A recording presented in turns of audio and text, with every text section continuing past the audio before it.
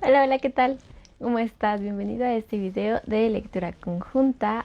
Yo estoy muy contenta de estar aquí el día de hoy, de poder conocer qué es lo que va a pasar con Darren y con Steve principalmente. Si es la primera vez que estás aquí, no te preocupes. Déjame te explico un poco cómo funciona. Yo me encargo de leer los libros, de leerte un capítulo una vez al día, 3 días a la semana.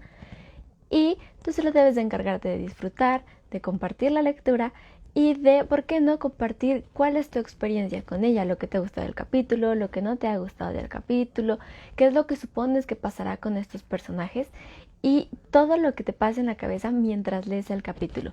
Si lo haces en el momento en el que estamos en vivo, pues puedo interactuar y responderte en ese momento, pero si ves el video en algún otro momento por cuestiones de horario o así, no te preocupes, de verdad que yo me tomo el tiempo de verificar los videos, de leer los comentarios que dejan después y de retomarlos en futuros capítulos para así poder hacer actualizaciones tanto al mapa de relaciones como al vocabulario.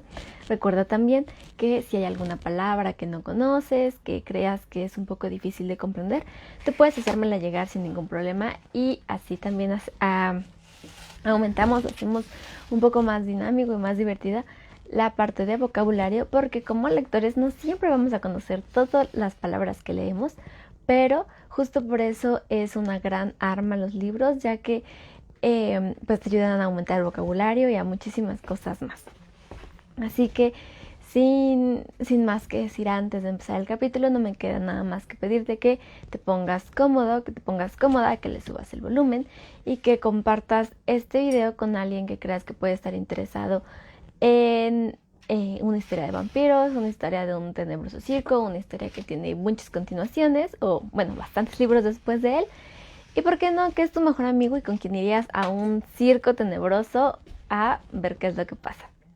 Empezamos. Muchas gracias Edgar, Omar, Lucy, Irene, Marita, Javier, Vico, Luciano, Jess, muchas gracias por estar ahí.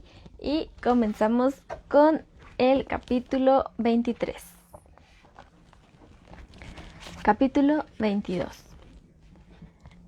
Las enfermeras de la ambulancia le preguntaron a mi madre si Steve era diabético o epiléptico. Ella no estaba segura, pero creía que no. También preguntaron por posibles alergias, pero le explicó que ella no era su madre y no lo sabía. Yo pensaba que nos llevarían con ellos en la ambulancia, pero nos dijeron que no había espacio suficiente. Apuntaron el número de teléfono de Steve y el nombre de su madre, pero no la encontraron en casa.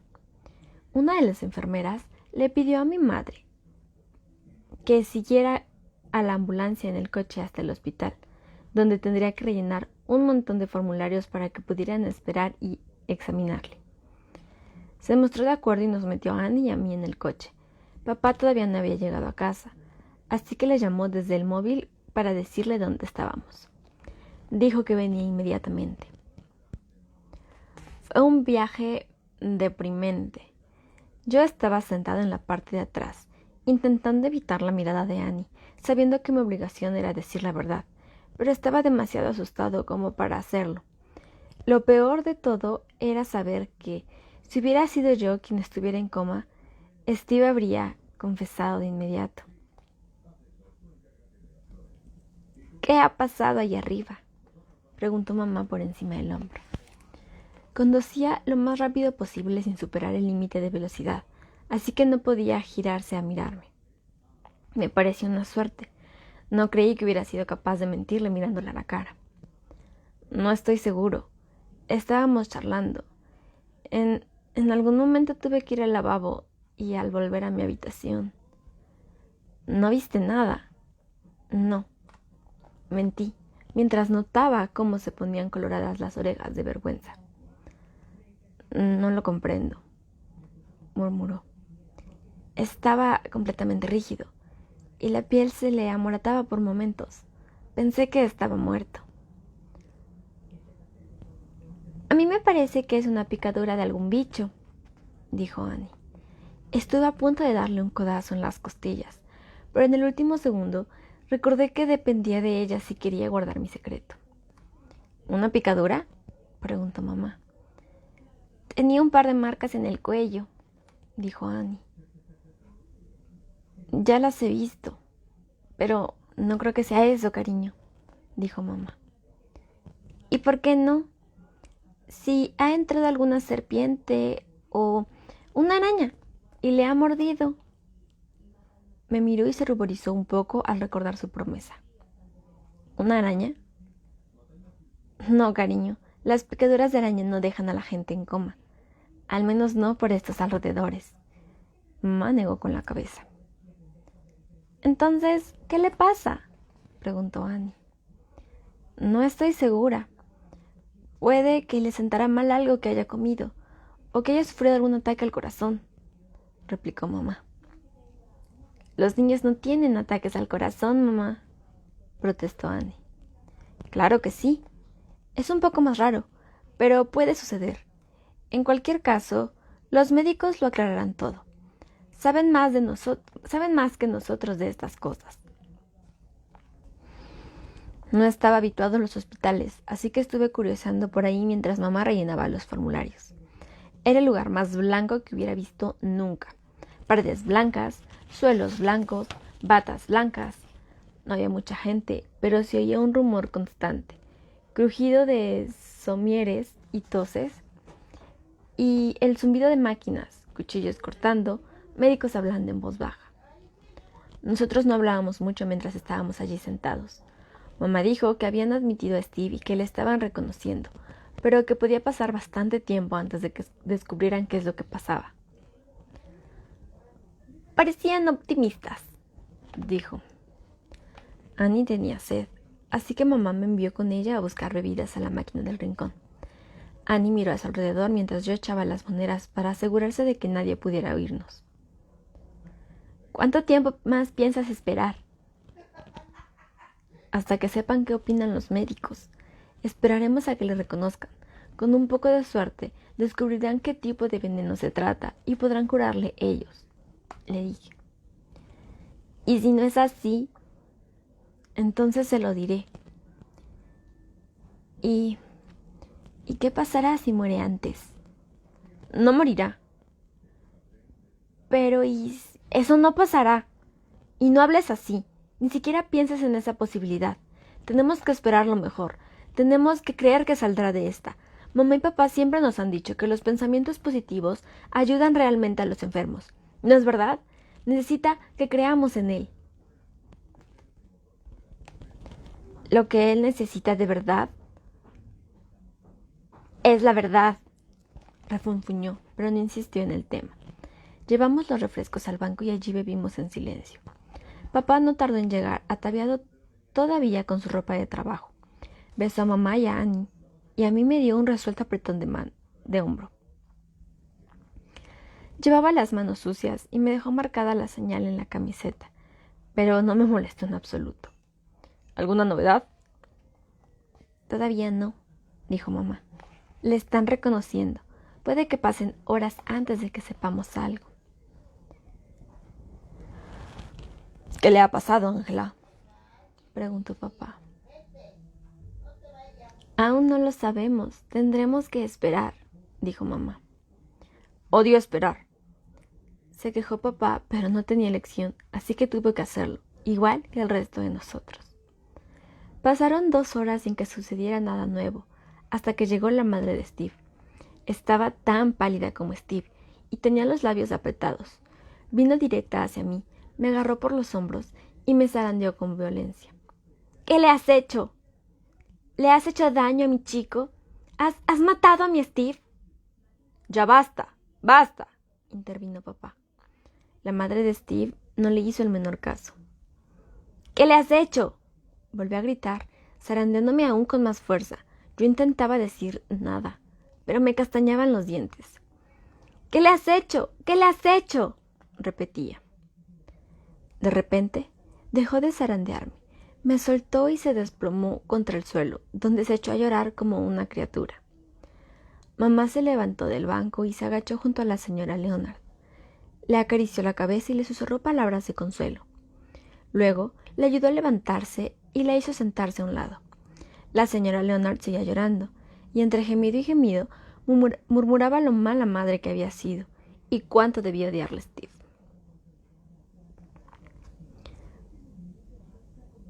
Ustedes dos, vayan a jugar a otro sitio, nos dijo mamá a Annie y a mí. Empezamos a retirarnos. ¡Darren!, gritó mamá a mis espaldas. No hagas caso de lo que te ha dicho. No quiere echarte la culpa a ti. Solo está asustada. Asentí tristemente. ¿Qué diría mi mamá si supiera que la señora Leonard tenía razón y que yo era el único culpable? Annie y yo encontramos un par de máquinas recreativas que nos mantuvieron entretenidos. Al principio no me sentía capaz de jugar, pero a los pocos minutos me olvidé de Steve y del hospital, concentrando toda mi atención en los juegos. Era agradable sustraerse de las preocupaciones de la vida real, aunque solo fuera por un rato. Y lo cierto es que, si no me hubiera quedado sin monedas, podría seguir jugando toda la noche.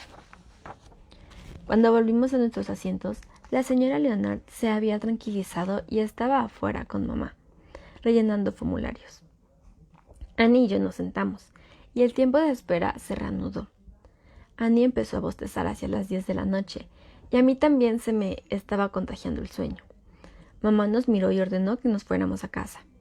Empecé a protestar, pero me hizo callar sin complicaciones. Aquí ya no pueden hacer nada. Los llamaré en cuanto sepamos algo, por muy tarde que sea, ¿de acuerdo? Vacilé. Era mi última oportunidad de mencionar la araña. Estuve a punto de irme de la lengua, pero me sentía cansado y no encontraba las palabras adecuadas. De acuerdo, dije sombríamente antes de marcharme. Papá nos llevó a casa en coche. Me preguntaba qué haría él si le hablaba de la araña, del señor Crepsley y todo lo demás. Me habría castigado, de eso estoy seguro. Pero no fue esa la razón por la que no se lo conté. Seguí callado porque sabía que se sentiría avergonzado por mis mentiras y de que hubiera antepuesto mi propio bienestar al de Steve. Tenía miedo de que me odiara. Para cuando llegamos a casa, Annie ya estaba dormida. Papá la cogió en brazos y la llevó a la cama. Yo subí lentamente a mi habitación y empecé a desnudarme. No dejaba de maldecirme a mí mismo interiormente. Papá se asomó mientras me quitaba la ropa. ¿Estarás bien? Asentí. Steve se recuperará. Estoy seguro. Los médicos saben lo que hacen. Le dejarán como nuevo. Asentí una vez más, incapaz de responder con palabras. Papá se quedó en el umbral unos instantes. Luego suspiró, dio media vuelta y bajó haciendo resonar los pies en la escalera hasta su estudio. Estaba colgando los pantalones en el armario cuando me fijé en la jaula de Madame Octa. La saqué lentamente. Ella estaba inmóvil en el centro, respirando con regularidad, más impasible que nunca. Examiné a la multicolor araña y no me sentí impresionado por lo que veía. Era un color brillante, es cierto, pero aquel bicho era feo, peludo y repugnante. Empecé a sentir que la odiaba. Ella era el auténtico malo de la historia. Ella era la que había picado a Steve sin ninguna buena razón para hacerlo. La había alimentado y cuidado, y había jugado con ella, y así era como me lo pagaba. ¡Monstruo sangriento!, gruñí zarandeando la jaula. ¡Engendro ingrato! Di otra sacudida a la jaula. Ella se agarró con fuerza a los barrotes, lo cual me enfureció, y empecé a agitarla violentamente, de un lado a otro, intentando que se soltara, deseando hacerle daño. Empecé a correr en círculo, haciendo dar vueltas a la jaula que llevaba agarrada por el asa. Maldecía, le gritaba todos los insultos que se me ocurrían, deseando que estuviera muerta, deseando no haberla visto nunca, deseando tener el suficiente coraje para sacarla de la jaula y aplastarla. Finalmente, cuando mi rabia alcanzó su punto culminante, arrojé la jaula lo más lejos de mí que pude. No me paré a pensar hacia dónde la lanzaba, y me sobresalté al verla salir volando por la ventana en la oscuridad de la noche. Me quedé mirando cómo desaparecía por los aires y corrí tras ella. Me daba miedo de que se abriera al chocar contra el suelo, pues sabía que si los médicos no eran capaces de salvar a Steve por sus propios medios, quizá lo conseguirían con la ayuda de Madame Octa. Si tenían la posibilidad de estudiarla, quizá descubrieran cómo curarle. Pero si se me escapaba... Corrí a la ventana. Era demasiado tarde como para intentar atrapar la jaula, pero al menos vería a dónde caía. Observé cómo daba vueltas por los aires, mientras rogaba porque no se rompiera. Me pareció que tardaba una eternidad en llegar al suelo. Justo antes de que tocara el suelo, en mi mano salió disparada de entre las sombras de la noche y la atrapó al vuelo. ¿Una mano? Me asomé hasta sacar medio cuerpo fuera de la ventana para ver mejor. Era una noche oscura, y al principio no pude ver quién estaba allá abajo. Pero entonces, el dueño de la mano dio un paso adelante y se dejó ver. Lo primero que vi fueron sus arrugadas manos sosteniendo la jaula. Luego, sus largos ropajes de color rojo. Después, su pelo crespo y anaranjado. Y luego su larga y fea cicatriz. Por fin, aquella sonrisa que mostraba sus afilados dientes. Era el señor Crepsley, el vampiro, y estaba mirando hacia arriba, sonriéndome. Ese es el final del capítulo 23 de El Circo de los Extraños, el primer libro, que es El Tenebroso Circo de los Extraños. Y pensando en lo que pasó en este capítulo, hay bastantes dudas que a mí me dejan pensando, que me dejan deseando más información. Así que en general la pregunta como que quisiera hacer de este capítulo y la que me gustaría que me respondieras, aunque claro puedes hacer muchos más comentarios, es ¿dónde ha estado todo este tiempo el señor Crepsley? Ya sabemos que ha pasado más o menos como 15 días con la araña Darren, y en ningún momento había hecho su aparición el señor Crepsley, pero parece ser que está en el momento justo para atrapar a su araña mientras vuela por los aires. ¿Dónde ha estado todo este tiempo? Si yo tuviera que adivinar, y en el peor de los casos y en el más terrorífico creo, es que ha estado vigilando a Darren durante todos estos días, fuera de su casa, en la escuela, e incluso tal vez en el hospital, y aún así no hizo nada para detener a Madame Octa, ni por salvar a Steve antes de que tuviera que recurrir con su mamá o con los doctores. Entonces, no sé, creo que ese es en el peor de los casos, y sí lo volvería algo bastante tenebroso, y creo que ahí estaría defendiendo el hecho de que no se le puede decir que no a un vampiro. Pero no sé si tienes alguna otra idea, qué es lo que ha pasado con el señor Crepsley, dónde ha estado, dónde ha ido el circo, qué es lo que va a hacer ahora que ya tiene a la araña en su poder, que Steve está enfermo y que realmente nada puede detenerlo. También te invito a que el día lunes averiguemos qué es lo que ha estado pasando en el siguiente capítulo en este mismo lugar, así que te invito a que actives las notificaciones para que no te pierdas de nada de esta historia, que estoy segura que nos va a dejar con la boca abierta en más de una ocasión.